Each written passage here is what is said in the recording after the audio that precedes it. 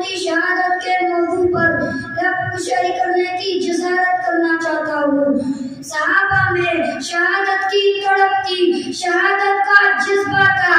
اگر صحابہ میں چھوٹی شہادت نہ ہوتا تو بدر میں 14 صحابہ شہید نہ ہوتے۔ اگر صحابہ میں چھوٹی شہادت نہ ہوتا تو احد میں 70 صحابہ شہید نہ ہوتے، جس میں آپ صلی اللہ علیہ وسلم کے چاچا حضرت حمزہ رضی اللہ تعالی عنہ کے ٹکڑے ٹکڑے کر دیے گئے۔ اگر صحابہ میں چھوٹی شہادت نہ ہوتا تو خندق میں 6 صحابہ شہید نہ ہوتے۔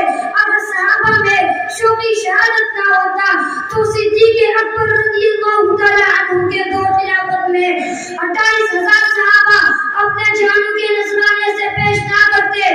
فاروق اعظم رضی اللہ تعالی عنہ کے دور میں 14,000 صحابہ شہید نہ ہوتے۔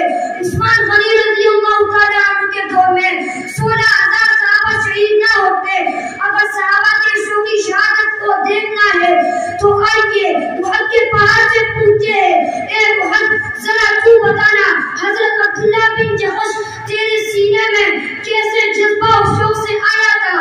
تو احد کا پہاڑ جواب دے گا، اے رفیق کیا تجھے معلوم نہیں کہ ہم کیا تمنا کرتے ہوئے یہ دعا کر رہے تھے؟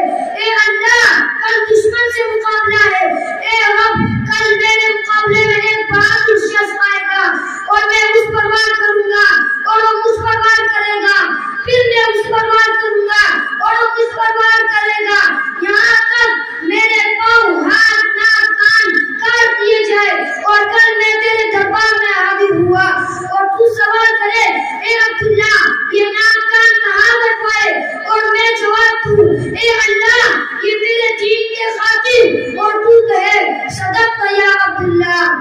شہادت سے مطلوب مقصود و مومن، شہادت سے مطلوب مقصود و مومن، نہ مال غنیمت نہ قصور کشائی، وما علینا الا البلاغ المبین۔ نعرہ تکبیر!